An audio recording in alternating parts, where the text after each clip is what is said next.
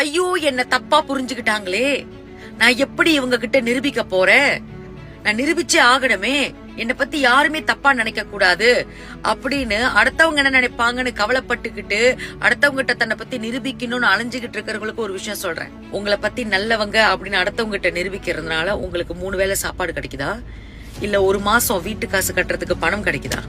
இல்ல ஒண்ணு உண்மைங்க, உங்களை பத்தி உண்மையா புரிஞ்சு வச்சவங்க என்னைக்குமே தப்பா நினைக்க மாட்டாங்க. அவங்க தப்பா நினைக்கிறாங்கன்னா அவங்க உங்களை புரிஞ்சுக்கலன்னு அர்த்தம், உண்மையா பழகலன்னு அர்த்தம்.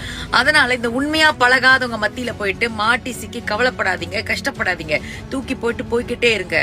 உங்களை யாரு புரிஞ்சுக்கிறாங்களோ அவங்கள மட்டும் பக்கத்துல வச்சுக்கோங்க, தலைவலி வராது. இன்னைக்கு நான் அவங்க கிட்ட என்ன பத்தி நிரூபிக்கிறேன், இவங்க கிட்ட என்ன பத்தி நிரூபிக்கிறேன்னு உங்க நேரத்தை தான் வேஸ்ட் பண்ணிக்கிட்டு இருக்கீங்க. தயவு செய்து அதை செய்யாதீங்க. உங்களை பத்தி முழுமையா புரிஞ்சுக்கிட்டவங்க என்னைக்குமே தப்பா நினைக்க மாட்டாங்க.